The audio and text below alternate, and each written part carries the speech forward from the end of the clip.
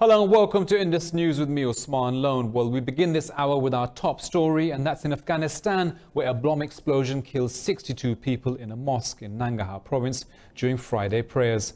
Officials said over 100 people are wounded in the attack. More in this report. The bomb rocked a mosque during busy Friday prayers. There were hundreds of people gathered there for worship. Dozens are battling with injuries in hospital and many people are in critical condition. The spokesman for Nangarhar's provincial governor said the roof of the mosque had collapsed due to the explosion. An eyewitness describes what happened when the bomb went off. It was time for the Friday prayers and everyone had gathered in the mosque when suddenly a bomb exploded and many people got hurt. Security officials say the device was placed inside the mosque and detonated when worshippers were praying. The spokesman of President Ashraf Ghani took to Twitter to condemn the attack. Officials fear the death toll may rise, however no group so far has claimed responsibility for the attack. While staying in Afghanistan, a report from the United Nations says more people died in the country in the last 3 months than any other quarter since the 18-year-old war started. The report cited that over 1,100 civilians were killed from the months of July through to September. This year so far, over 2,500 civilians were killed and over 5,500 wounded. The report cites the US-led coalition and Afghan security forces are responsible for 62% of the casualties. The UN's Afghan envoy Tadamichi Yamamoto called the violence unacceptable and stressed the need for an immediate ceasefire.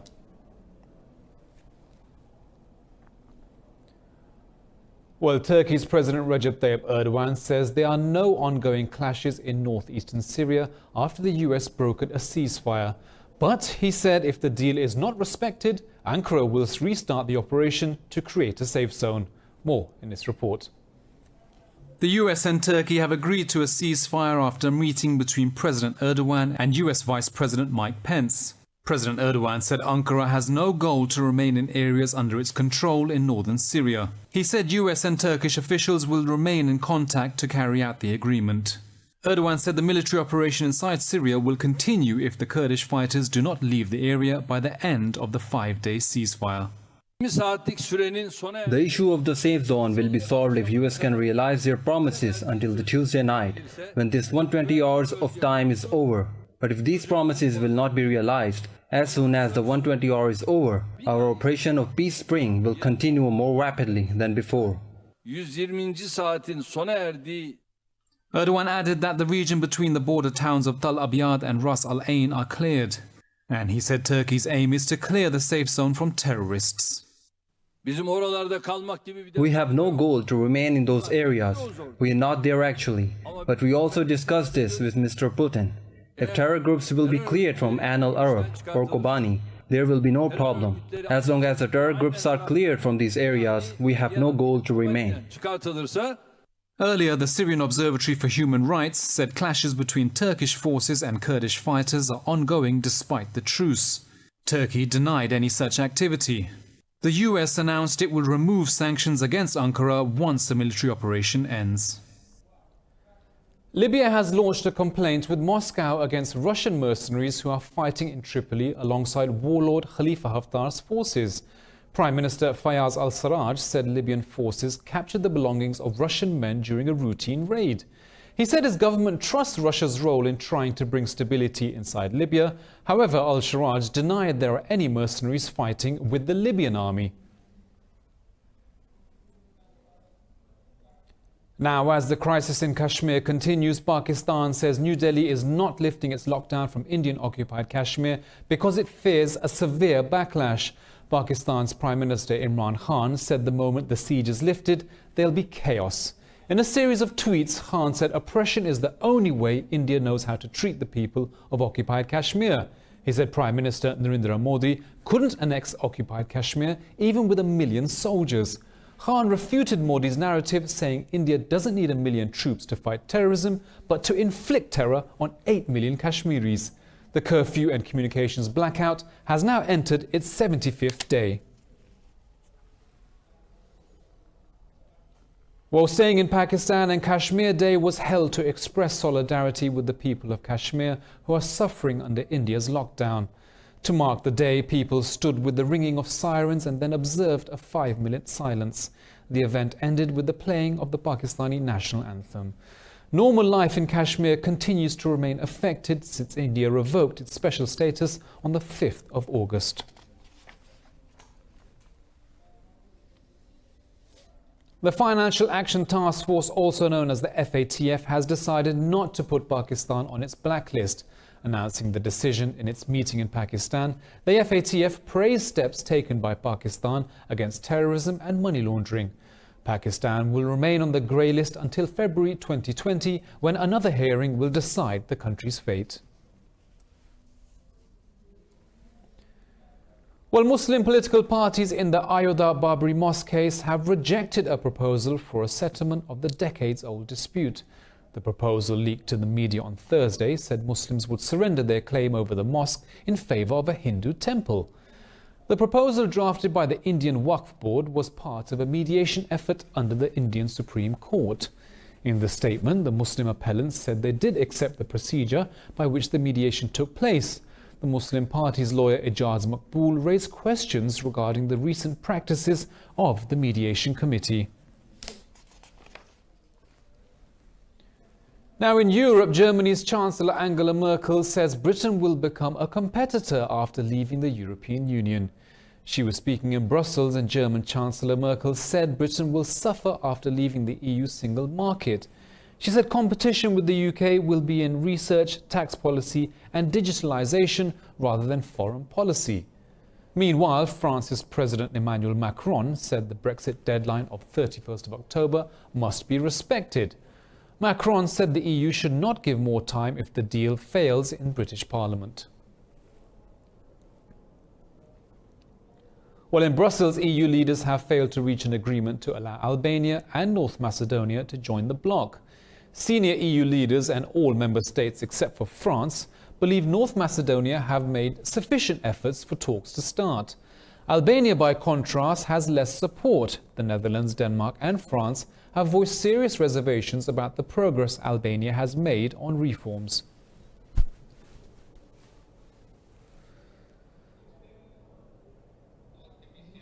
Well, we'll be back with more news after this short break.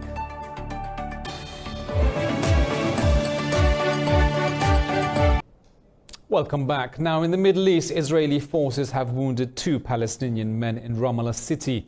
Occupation forces fired rubber bullets at the protesters after failing to disperse them with tear gas.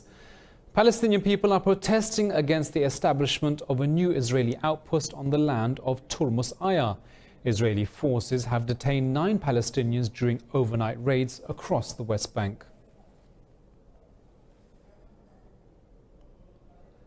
Day to day, Palestinians live in fear as Israeli forces could bomb them at any time under the guise of fighting terror. And one child survivor of an Israeli airstrike in Gaza 5 years ago dreams of having superpowers. It's his way of coping with the trauma of living under Israeli occupation. More in this report. Israel's war crimes in Palestinian territory have taken a lot from thousands of children, but the survivors' stories don't finish with bombs and bullets. Yamin, just 3 years old at the time, and his baby sister survived. His back is still scarred and his left forearm remains deformed. The caretaker of both children still remembers the horrible incident. On 29th July 2014, a massacre of my husband's family occurred. The massacre took the lives of 18 people, mostly women and children, especially 8 children. Only 2, GUIANA and Yamin, emerged from the rubble that day. But Yamin still has hope for the future and wants to be a policeman or even a superhero like Spider-Man. I want to play ball. Well, when I grow up, I want to become a policeman. I wish I were Spider-Man and I had superpowers. Founder of the Palestinian Center for Human Rights, Raji Sourani has demanded Israel to open a war crimes investigation into the incident. But after 5 years, he still has not got any answer. We asked them to investigate about the war crime and to find out what had happened. And it's our right, it's the right of the victims or their relatives, or even Yamin, this young boy, to know why he lost 19 of his family members, including his father and mother. Israel is still committing war crimes in Palestinian territories. Meanwhile, Jewish settlements in the West Bank and land seizures are making the two-state solution into a distant dream.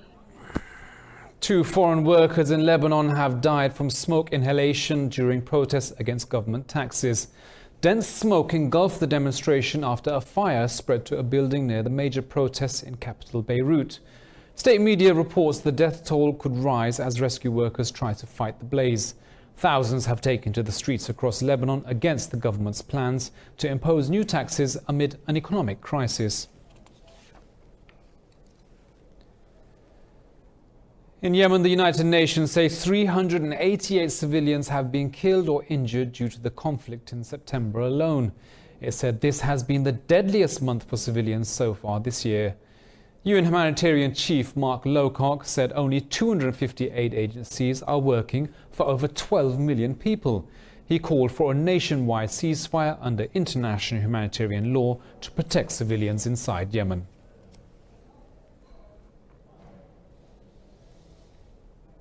Great Britain's Prince William and his wife Kate Middleton have left Pakistan after a 5-day trip to the country. The British High Commissioner and Pakistani officials saw the royal couple off at the Noor Khan Air Base in Rawalpindi. The prince spoke to journalists at the Army Canine Centre in Islamabad and said Pakistan has lost countless lives in the war against terror and that their sacrifices must be acknowledged. The royal couple visited Lahore, Islamabad and Chitral during their stay in Pakistan. It was the first royal trip to the country in over a decade. Now in France, President Emmanuel Macron says Muslims should not be stigmatized nor linked with terrorism as the debate over France's hijab ban intensifies. He was speaking on the sidelines of the Franco-German summit in Toulouse. Macron called for unity among all French citizens. The statement came after far-right politician Juliane Oudoul asked a mother volunteering on a school trip to remove her headscarf. The video was aired on social media and sparked a national debate.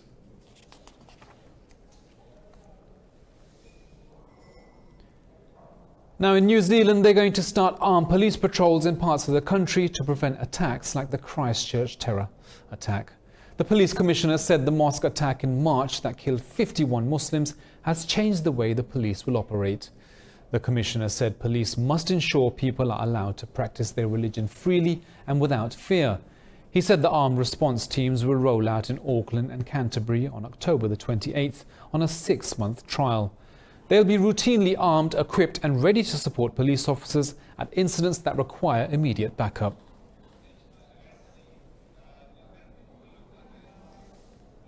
In Hong Kong, a murder suspect who prompted the extradition bill that sparked unrest has decided to turn himself into the Taiwanese authorities. Chang Tong Kai, who's 20 years old, has been serving time in Hong Kong for money laundering. He will be released next Wednesday when he will hand himself over to the Taiwanese authorities. An Anglican priest who visited the suspect in jail says Chan hopes the move will calm months of chaos.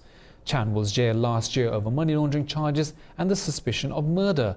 He's wanted in Taiwan for allegedly killing his pregnant girlfriend in Taipei last year.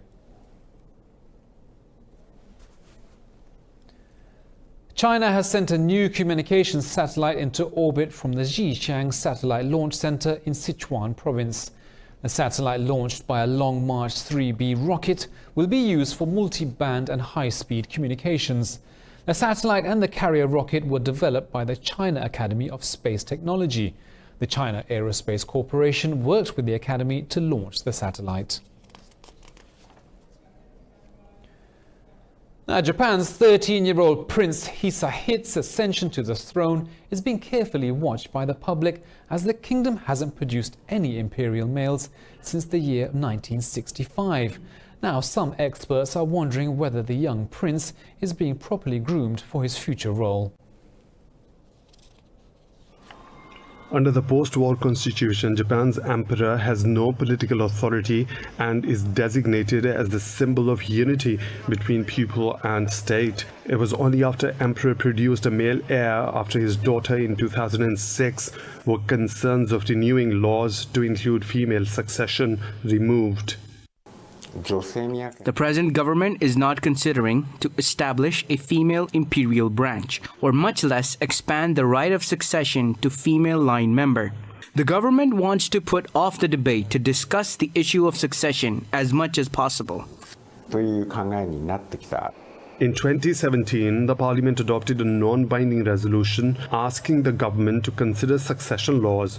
But the law so far remains unaltered in favor of Prince Hisahito.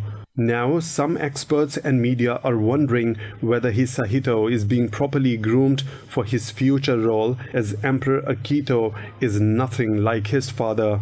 It is important to have him, Prince Hisahito, realize that he is in a position to inherit the throne in the future from an early age. And we need an education for him, to have a first-hand experience, to feel and receive the expectation from the Japanese people. Changes to the law are anathema to conservatives backing Prime Minister Shinzo Abe. Some people, including Princess Iko, believe that sanctity of customs should be kept and succession passed on to a male heir. Now, a centuries-old bazaar in Aleppo has been reopened 7 years after its closure due to fighting in the city. But the market is not just a trading place for local shoppers, but holds a place with special memories from the past. More in this report. Fresh meat, nuts, sweets and a bustling crowd re-injected life into the rebuilt Al-Sakatia market, featuring cobblestone-covered alleys. Many vendors returned to the old market the moment they heard about its reopening. The 52-year-old Abdullah Al-Tayyib is one of them. He sold nuts in the market for years before the war. When the war started, he closed his store and left the market. I was in despair when I left the market. I never expected one day I would come back. Thanks to the efforts of so many people, we are finally back here. The old market is our wealth, and we will not leave it. The old market is listed as a World Heritage Site by UNESCO for its unique Arabic culture. By reopening this market, the Syrian government wishes to send the world a message that we are committed to preserving our cultural heritage, although many of them were destroyed in the war. Local authorities promised to renovate even more old markets in Aleppo. Off the north coast of South America, Greenpeace's research ship is on a mission to explore a new marine biome off the coast of Guyana.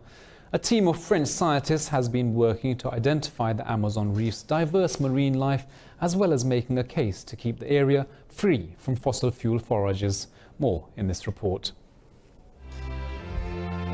Off the coast of French Guyana lies one of the world's largest coral reefs, only recently discovered. The Esperanza, part of Greenpeace's fleet, has come to explore this unique and extensive ecosystem. On board, scientists scan the waves from sunrise to sunset. They carefully record all the species they sight in this area rich with marine life. We have an idea of how many species we have, of the diversity, but we have very little information on their habits, their migrations. Biologists spot a school of whales in the middle of a hunt, and within minutes the Zodiac is being launched under the watchful eye of the captain. Between the tuna and sharks, scientists observe the bride's whale for the first time in this area. A rare species, they grow up to 16 meters long. This is proof for these naturalists that the area is far from being an oceanic desert. If they feed here, it is because they are important areas for the survival of species. So inevitably, if there are too many disturbances, they will have to leave these areas, and it is not easy for them to find the same conditions in other areas.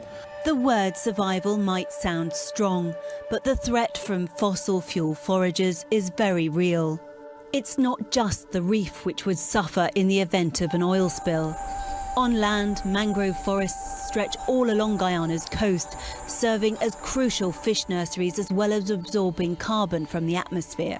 In case of oil pollution, we could see oil pellets entering this mangrove. Bear in mind that this mangrove is still the breeding location for our fish. For Guyanese fishermen, fossil fuel companies represent a chance to renew their obsolete equipment. From its oceans to its forests, Guyana is rich in natural resources, but the questions of whether they should be exploited divides opinion in the capital, Cayenne. The fragility of the Amazon reef underlines the urgency of reaching an international agreement. Experts on board Esperanza hope their findings will convince decision makers to sign an ambitious treaty to protect the oceans. Well, we'll be back with more news from the world of business and sports right after this short break.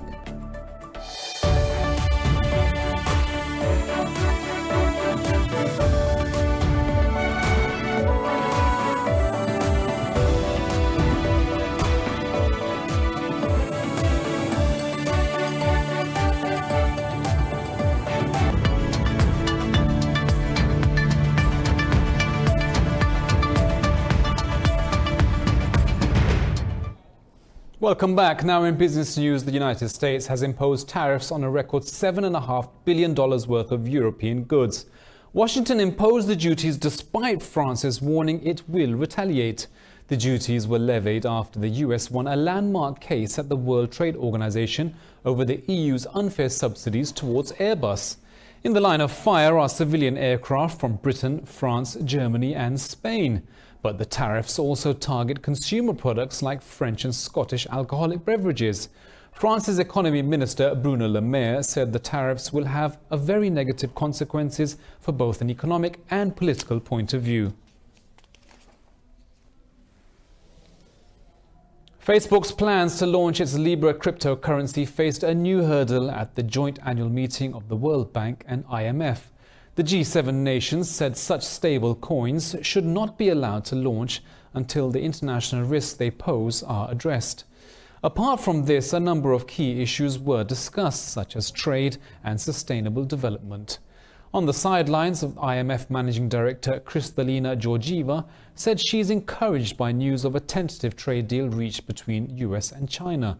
The annual meeting brings together financial and political leaders from all over the world.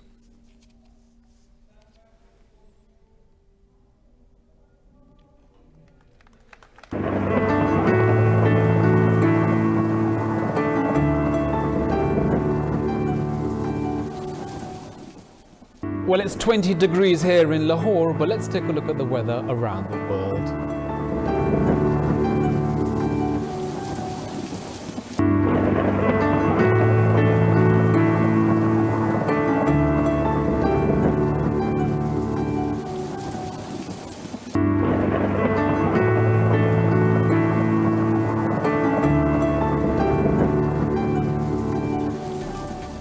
Well, that's the news, and that's us from me and the team here in Lahore. We'll be back with the headlines on the hour. Thank you for watching, and bye-bye.